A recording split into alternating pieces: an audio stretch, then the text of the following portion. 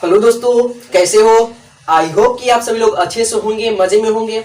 तो मेरे प्यारे साथियों, आप लोगों को पुनः स्वागत है सोनी क्लासेस में। और आज के जो क्लास है यूपीएससी क्लास है, ठीक है। आज से हम जो है यूपीएससी की तैयारी आप लोगों के लिए करवाएंगे, ठीक है। अगर आप यूपीएससी की तैयारी कर रहे हैं या करने वाले हैं तो आप इस चैनल पर बने रहें। आपको यूपीएससी संबंधित हर क्लासें प्रोवाइड कराई जाएगी। आज जो यूपीएससी की क्लास है इकोनॉमी का है, ठीक है, इकोनॉमिक्स। इसमें हम क्या जानेंगे मेरे प्यारे साथियों कि इकोनॉमिक्स है क्या यूपीएससी की दृष्टि से, ठीक है। यूपीएससी की दृष्टि से ही बोलिए या अन्य कॉम्पिटिटिव एग्जाम की दृष्टि से भी बोलिए, क्योंकि यूपीएससी पर आप अगर कर लेते हैं तो कोई भी एग्जाम आपसे छूटेगा नहीं, ठीक है। तो मेरे प्यारे साथियों, अगर आप हमारे चैनल पर नए हैं तो आप हमारे चैनल को सब्सक्राइब करें और ज्यादा से ज्यादा अपने दोस्तों में शेयर करें और लाइक अवश्य ही करिएगा, ठीक है। तो मेरे प्यारे साथियों, चलिए अर्थशास्त्र के बारे में आज हम पढ़ेंगे। अर्थशास्त्र के सामान्य परिचय, ठीक है। अर्थशास्त्र की बात करें तो मेरे प्यारे साथियों, एक सामाजिक विज्ञान की वह पुस्तक है। आप इतना तो जान रहे हैं कि अर्थशास्त्र जो है क्या है, एक सामाजिक विज्ञान की पुस्तक है। इसके अंतर्गत हम क्या करते हैं, मानव के आर्थिक गतिविधियों का अध्ययन करते हैं। अगर अर्थशास्त्र की बात करें तो अर्थशास्त्र क्या है? अर्थशास्त्र सामाजिक विज्ञान की एक ऐसी पुस्तक है, एक ऐसी शाखा है जिसके अंतर्गत हम मानव के आर्थिक गतिविधियों का अध्ययन करते हैं। चलिए हम इसको लिखते हैं टॉपिक वाइज, ठीक है। सबसे पहले हम क्या समझेंगे, अर्थशास्त्र। इसको बोलते हैं इंग्लिश में इकोनॉमिक्स, ठीक है। इसको इंग्लिश में बोला जाता है इकोनॉमिक्स और हिंदी में बोलते हैं अर्थशास्त्र, तो हम समझ रहे हैं। और उसका सामान्य परिचय, चलिए टॉपिक डालते हैं अर्थशास्त्र।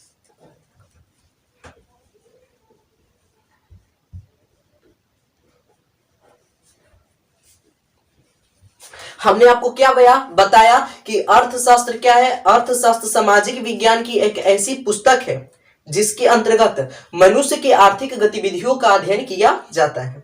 चलिए इसको हम लिखते हैं कि अर्थशास्त्र जो है सामाजिक विज्ञान की एक शाखा है, सामाजिक विज्ञान की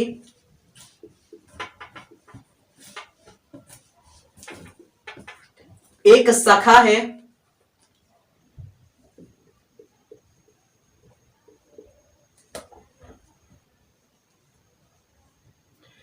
जिसके अंतर्गत हम क्या करते हैं, मनुष्य की आर्थिक गतिविधियों का अध्ययन करते हैं। ये आप इतना जान रहे होंगे या नहीं जान रहे होंगे भी, तब पर भी हमने आपको बता दिया कि अर्थशास्त्र क्या है। इसको बोलते हैं इकोनॉमिक्स। हमने यहां पर लिख दिया है इंग्लिश में, इसको बोलते हैं इकोनॉमिक्स, यानी इकोनॉमिक्स अर्थशास्त्र। चलिए हम क्या करते हैं, हमने आपको बताया कि अर्थशास्त्र सामाजिक विज्ञान की वह शाखा है, वह पुस्तक है जिसके अंतर्गत हम मानव के आर्थिक गतिविधियों का अध्ययन करते हैं, ठीक है। अब चलिए बात रहा कि अर्थशास्त्र के जनक कौन है, ठीक है। अर्थशास्त्र के जनक कौन है, पिता कौन है, जो अर्थशास्त्र को बताया, अर्थशास्त्र को हमारे पुस्तक के रूप में दिया। आखिर वह कौन व्यक्ति हैं जो अर्थशास्त्र के पिता कहलाए, अर्थशास्त्र के जनक कहलाए। चलिए बात करते हैं चाणक्य की, यानी चाणक्य जो हमारे थे अर्थशास्त्र के जनक थे। चाणक्य को हम विष्णुगुप्त या कौटिल्य भी बोलते हैं, ठीक है। चाणक्य को हम क्या बोलते हैं, विष्णुगुप्त या कौटिल्य भी बोलते हैं, जिसको हम अर्थशास्त्र के जनक मानते हैं, अर्थशास्त्र के पिता मानते हैं। चलिए हम उनको भी लिख लेते हैं, चाणक्य जी को, ठीक है। अगर हम बात करें अर्थशास्त्र के जनक यानी पिता की बात करें, जनक को ही पिता बोला जाता है, तो हमारे कौन है, चाणक्य है। इसको यानी चाणक्य को विष्णुगुप्त या कौटिल्य भी बोला जाता है। आप ये भी नाम याद करते चलिए कि चाणक्य को विष्णुगुप्त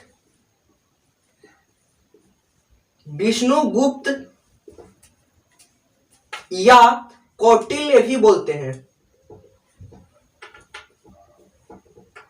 ठीक है। यानी चाणक्य को हम क्या बोलते हैं, विष्णुगुप्त, कौटिल्य भी बोलते हैं, जो कि हमारे अर्थशास्त्र के जनक है। देखिए मेरे प्यारे साथियों, हमारा अर्थशास्त्र जो है अन्य देशों की तुलना में अत्यंत सुनहरा है, अत्यंत उत्तम है। अगर हम भारत की अर्थशास्त्र की बात करें तो भारत की अर्थशास्त्र अन्य देशों की तुलना में उत्तम है, बेहतर है। बेटर है।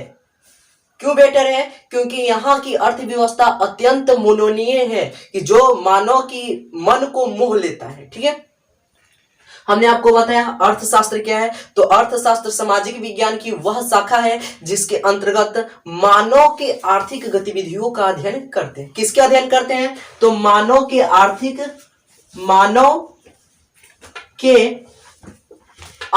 गतिविधियों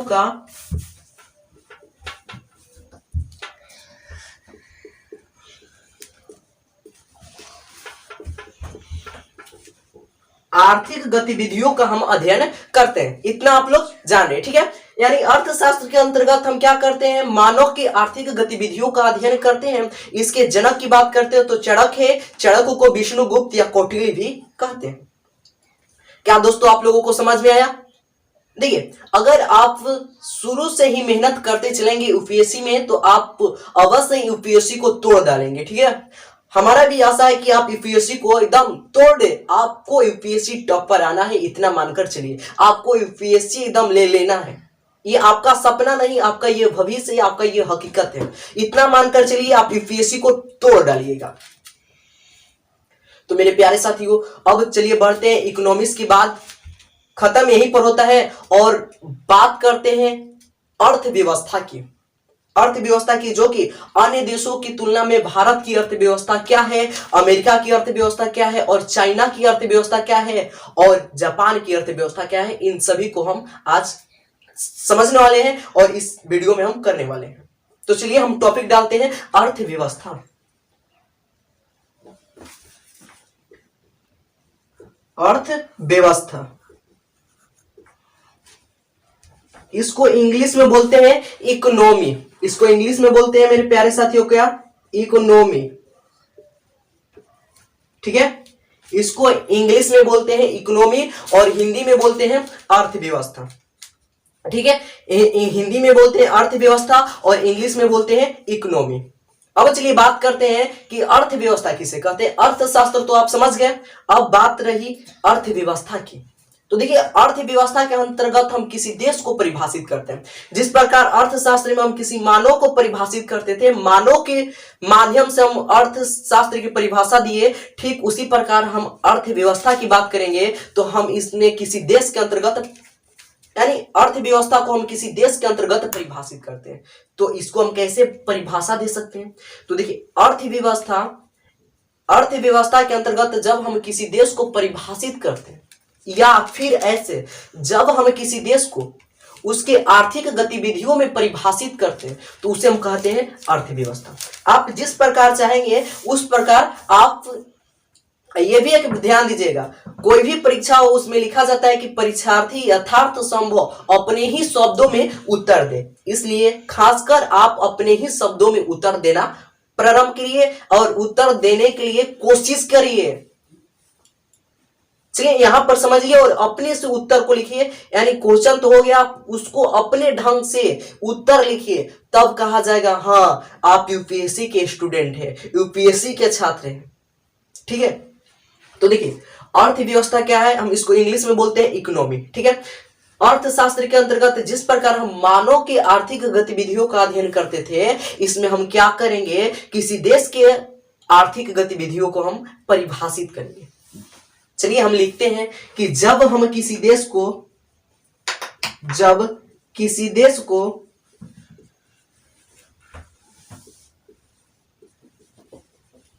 उसके आर्थिक गतिविधियों में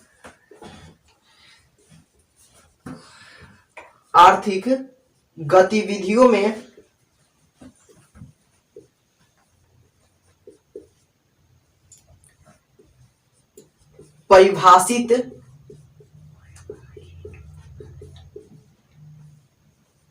करते हैं तो उसे अर्थव्यवस्था कहते हैं। उसे अर्थव्यवस्था कहते हैं। ठीक है, इतना तो आप समझ गए कि अर्थव्यवस्था क्या है। कि जब हम किसी देश को उसके आर्थिक गतिविधियों में परिभाषित करते हैं तो उसे हम क्या कहते हैं मेरे प्यारे साथियों, अर्थव्यवस्था कहते हैं। ठीक है, अर्थव्यवस्था के अंतर्गत हम किसको परिभाषित करते हैं, तो अर्थव्यवस्था के अंतर्गत हम किसी देश को परिभाषित करते हैं। अर्थशास्त्र के अंतर्गत हम किसके आर्थिक क्रियाओं का अध्ययन करते हैं, तो हम मनुष्य की आर्थिक क्रियाओं का अध्ययन करते हैं। ठीक है, अब एक बात बताइए, यहां पर हम आर्थिक क्रियाएं कर रहे हैं, इसका अर्थ क्या होता है। आर्थिक का अर्थ होता है रुपया पैसा, क्रियाएं का अर्थ होता है क्या। ठीक है, आर्थिक क्रियाएं की अगर हम बात करें तो आर्थिक होता है रुपया पैसा और क्रियाएं होता है काम। यानी मनुष्य रुपया पैसा कमाने के लिए जितने सारे क्रियाएं करता है, जो भी काम करेगा वो सब हमारा आर्थिक क्रियाएं कहलाता है। यानी मानो अर्थ कमाने के लिए जितनी सारी क्रियाएं करता है, जितने प्रक्रियाएं करता है, उन सभी को हम क्या करते हैं, आर्थिक क्रियाएं करते हैं, आर्थिक क्रियाएं करते हैं। इतना आप लोग क्या बताइए, समझ में आ गया है। आगे की ओर बढ़े। देखिए यूपीएससी है ये, यूपीएससी। ठीक है, यूपीएससी में एक एक पॉइंट ध्यान दी जाती है। जैसे यहां पर हमने बताया आपको आर्थिक गतिविधि है। गतिविधि का अर्थ होता है गति करना, आर्थिक का अर्थ होता है रुपया और पैसा। यानी रुपया और पैसा के माध्यम से जब हम मनुष्य को परिभाषित करते हैं तो वह हमारा अर्थशास्त्र कहलाता है, अर्थशास्त्र कहलाता है। जब हम किसी देश को उसके आर्थिक क्रियाओं के संदर्भ में परिभाषित करते हैं तो उसे हम कहते हैं अर्थव्यवस्था, इसको इंग्लिश में बोलते हैं इकोनॉमी। ठीक है, इतना तो समझ गए। और उसके बाद हमने आपको बताया आर्थिक क्रियाएं। चलिए इसको भी लिख लेते हैं टॉपिक के रूप में, आर्थिक क्रियाएं।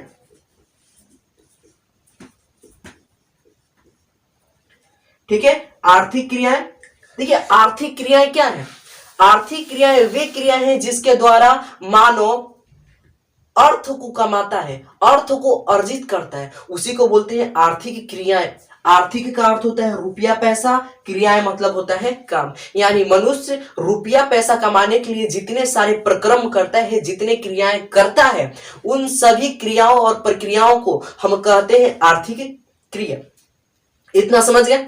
अब चलिए हम बात करते हैं अर्थव्यवस्था की प्रकार के, यानी अर्थव्यवस्था कितने प्रकार की होते हैं। देखिए आज जो हमारा फर्स्ट क्लास है, इसलिए हम क्या करेंगे, थोड़ा सा स्तर को लो करके चलेंगे, उसके बाद स्तर को हाई कर लेंगे अपने आप। ठीक है, इसलिए आप लोगों को तो समझ में आता ही होगा ये सब जो बता रहे हैं, क्योंकि आपने 9th क्लास में, 10th क्लास में और 11th क्लास में अवश्य पढ़ रखा होगा।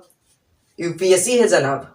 ठीक है, यूपीएससी है जनाब। आप इसमें खो जाइए या अपने आप को ही डुबा दीजिए, तब यूपीएससी आपको हाथ में आएगा। ठीक है, यूपीएससी का सपना देखने से आपको पूरा नहीं होगा, उसके लिए आपको कर्तव्य करना पड़ेगा। अगर हम जितना कर्तव्य करें आप भी उतना कर्तव्य कर लेंगे, आप भी यूपीएससी को तोड़ डालेंगे। आशा है कि आप भी भविष्य में क्या करेंगे, यूपीएससी को तोड़ देंगे। इसलिए इस चैनल पर हमारे साथ बने रहें और आपको सभी क्लासेस यूपीएससी के प्रोवाइड करा दी जाएगी। तो इतना समझ गए। अब बात करें अर्थव्यवस्था की प्रकार की, यानी इकोनॉमी ऑफ टाइप, यानी इकोनॉमी कितने प्रकार के होते हैं। चलिए अगर आप इसको स्क्रीनशॉट लेना चाहते हैं तो आप स्क्रीनशॉट ले सकते हैं। चलिए आशा है कि आपने स्क्रीनशॉट ले लिया होगा। चलिए हम इसको क्या करते हैं, साफ करते हैं। ठीक है,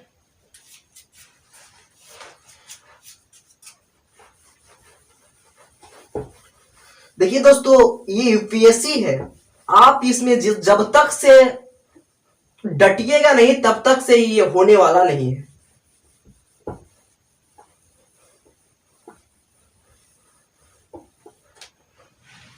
चलिए अब क्या करते हैं, बात करते हैं अर्थव्यवस्था की प्रकार पर। चलिए अर्थव्यवस्था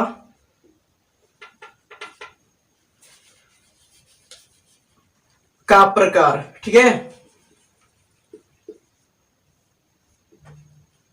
यानी हमारा अर्थव्यवस्था कितने प्रकार के होते हैं इसके बारे में हम पढ़ने वाले हैं। तो देखिए अर्थव्यवस्था आप समझ गए। अब अर्थव्यवस्था कितने प्रकार की ये समझिए। देखिए मेरे प्यारे साथियों, अगर अर्थव्यवस्था की बात करें तो हम अर्थव्यवस्था 3 प्रकार की होती है। अर्थव्यवस्था कितने प्रकार की होती है, 3 प्रकार की होती है। अर्थव्यवस्था को बोलते हैं इकोनॉमी, इंग्लिश में बोलते हैं इकोनॉमी, यानी economy of type, economy of type, यानी अर्थव्यवस्था का प्रकार। तो अर्थव्यवस्था हमारा 3 प्रकार का होता है। कितने प्रकार के होते हैं? 3 प्रकार के होते हैं। 3 प्रकार का होता है। कितने प्रकार का होता है जी हमारा अर्थव्यवस्था? तो हमारा अर्थव्यवस्था 3 प्रकार के होता है जी। अगर पहला अर्थव्यवस्था की बात करें तो हमारा होता है पूंजीवादी अर्थव्यवस्था। कौन सी अर्थव्यवस्था? पूंजीवादी अर्थव्यवस्था जी। इतना तो आप जान रहे हैं, पूंजीवादी अर्थव्यवस्था पहला हमारा हो जाता है। चलिए इसको हम लिख देते हैं। पहला अर्थव्यवस्था क्या हो जाता है जी हमारा? पूंजीवादी अर्थव्यवस्था।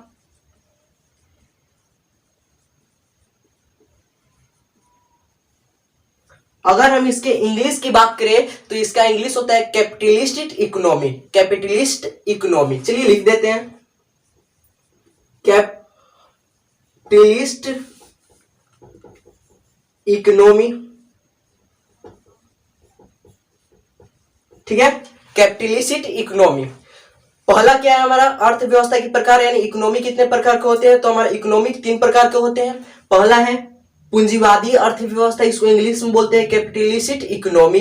दूसरा की बात करें तो हमारा दूसरा जो होता है जी समाजवादी अर्थव्यवस्था हो जाता है।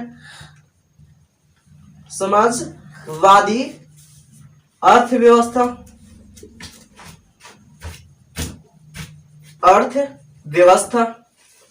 ठीक है जी। दूसरा क्या होता है हमारा जी? समाजवादी अर्थव्यवस्था हो जाता है। अगर इसकी हम इंग्लिश की बात करते हैं तो इसका हो जाता है सोशलिस्ट इकोनॉमी जी। चलिए लिख देते हैं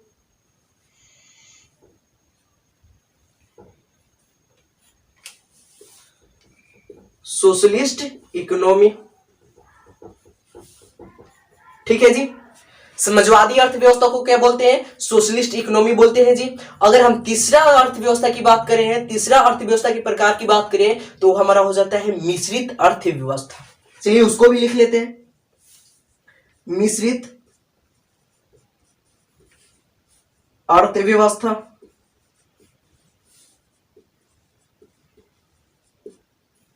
ठीक है। अगर हम इंग्लिश की बात करें तो इसको हम इंग्लिश में बोलते हैं मिक्सेड अर्थव्यवस्था। मिक्सेड का अर्थ होता है मिलावट। ठीक है, मिक्सेड अर्थव्यवस्था। चलिए लिख लेते हैं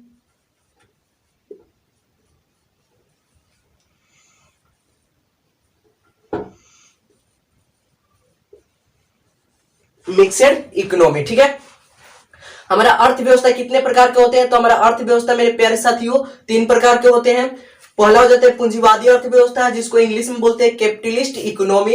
अगर दूसरा की बात करें तो दूसरा हो जाता है हमारा समाजवादी अर्थव्यवस्था, इसको बोलते हैं सोशलिस्ट इकोनॉमी। अगर तीसरा की बात करें तो तीसरा हमारा हो जाता है मिश्रित अर्थव्यवस्था, इसको इंग्लिश में बोलते हैं मिक्सेड इकोनॉमी। इतना आप लोग समझ रहे होंगे। अब बात करेंगे हम पूंजीवादी अर्थव्यवस्था क्या है, समाजवादी अर्थव्यवस्था क्या है और मिश्रित अर्थव्यवस्था क्या है। बहुत ही बड़ा है क्वेश्चन, ये हमारे यूपीएससी में कई बार पूछ दिए गए हैं कि 2 समाजवादी अर्थव्यवस्था वाले देश के नाम बताएं और मिश्रित अर्थव्यवस्था और पूंजीपति यानी पूंजीवादी अर्थव्यवस्था का 2 उदाहरण दें। ये सब हमारे यूपीएससी में पूछे गए क्वेश्चन है। इसलिए यूपीएससी के जनाब है आप, यूपीएससी के आप स्टूडेंट है जनाब है, इसलिए आप मेहनत करिए। मेहनत में ही सब कुछ है। मेहनत करिएगा सब कुछ है। अगर मेहनत करिएगा तो आप यूपीएससी का सबको तोड़ डालिएगा, हमारा विश्वास है। बस हम जितना करें आप उतना ही करते रहिए, सब आपका हो जाएगा। बस इस चैनल पर आप बने रहें। चलिए पूंजीवादी अर्थव्यवस्था। पूंजीवादी, देखिए पूंजीवादी अर्थव्यवस्था एक ऐसी अर्थव्यवस्था है जिसके अंतर्गत हम क्या करते हैं, यानी देखिए पूंजीवादी अर्थव्यवस्था में पूंजीपतियों का ही अधिकार होता है। किसका अधिकार होता है? पूंजीपतियों का अधिकार होता है। पूंजीपति का ही क्यों? क्योंकि इसमें उत्पादन के जो साधन रहते हैं उसका जो पूरा बागडोर होते हैं, उसका पूरा जो लाभ होता है हमारे पूंजीपति वर्ग लोग ही उठाते हैं। पूंजीवादी अर्थव्यवस्था क्या है? तो पूंजीवादी अर्थव्यवस्था एक ऐसी अर्थव्यवस्था है जिसमें उत्पादन के साधनों का स्वामित्व किसी पूंजीपति व्यक्ति के हाथ में होता है, किसी खास व्यक्ति के पास होता है, उसी को बोलते हैं हम पूंजीवादी अर्थव्यवस्था। ठीक है। पूंजीवादी अर्थव्यवस्था क्या है? तो पूंजीवादी अर्थव्यवस्था वह अर्थव्यवस्था है जिसमें उत्पादन के साधनों का स्वामित्व किसके पास होता है? पूंजीपतियों के पास होता है उसी को बोलते हैं पूंजीवादी अर्थव्यवस्था, कैपिटलिस्ट इकोनॉमी। चलिए लिखते हैं इसको पूंजीवादी अर्थव्यवस्था। तो पूंजीवादी अर्थव्यवस्था में उत्पादन के साधनों का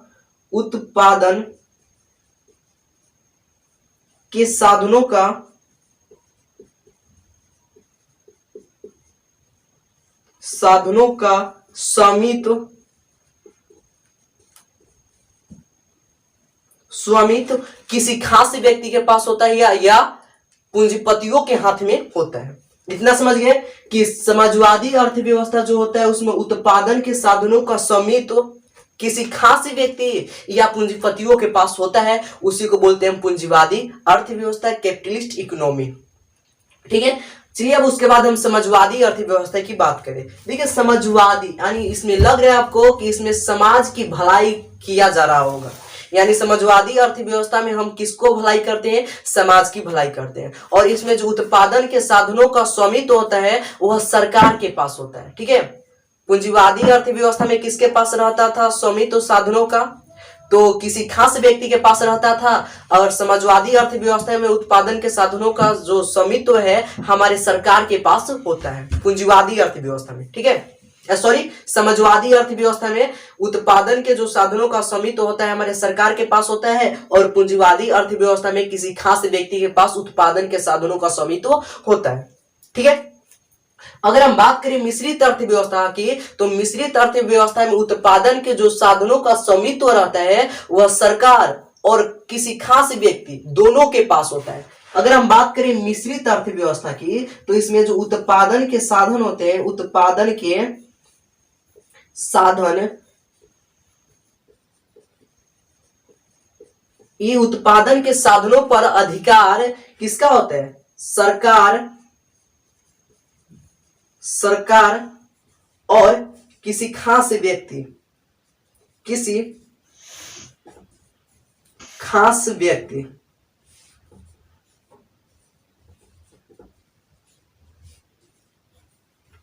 इतना समझ रहे हैं? यानी जो हमारा मिश्रित अर्थव्यवस्था है उसमें उत्पादन के साधनों का स्वामित्व सरकार और किसी खास व्यक्ति के पास होता है, यानी किसी निजी व्यक्ति के पास होता है, उसी को बोलते हैं मिश्रित अर्थव्यवस्था। या फिर आप ऐसे भी बोल सकते हैं पूंजीवादी अर्थव्यवस्था और समाजवादी अर्थव्यवस्था के मिश्रण को मिश्रित अर्थव्यवस्था कहते हैं। या फिर हमने आपको बताया कि आप कैसे लिख सकते हैं कि उत्पादन के साधनों का स्वामित्व सरकार तथा किसी खास व्यक्ति के पास होता है, उसे कहते हैं मिश्रित अर्थव्यवस्था। अगर आप मिश्रित अर्थव्यवस्था के उदाहरण की बात करेंगे तो मिश्रित अर्थव्यवस्था के उदाहरण हमारा है भारत, यानी अपना इंडिया। मिश्रित अर्थव्यवस्था का उदाहरण की बात करें तो हमारा है इंडिया, इसको बोलते हैं भारत। मिश्रित अर्थव्यवस्था वाला देश कौन सा है? भारत। ठीक है, मिश्रित अर्थव्यवस्था भारत में ही पाई जाती है, अन्य देशों में नहीं पाई जाती है। भारत के सिवा अन्य देशों में कहीं पर भी आपको मिश्रित अर्थव्यवस्था नहीं दिखाई दी जाएगी। अब देखिए सबसे उत्तम अर्थव्यवस्था कौन सा है? तो हमारा मिश्रित अर्थव्यवस्था है। क्यों मिश्रित अर्थव्यवस्था उत्तम है? क्योंकि इसमें उत्पादन के साधनों का सरकार यानी उत्पादन के साधनों का जो स्वामित्व है सरकार और किसी खास व्यक्ति दोनों के पास है। जब दोनों के पास रहेगा तो हमारा देश का विकास एकदम अत्यधिक तीव्र गति से होगा।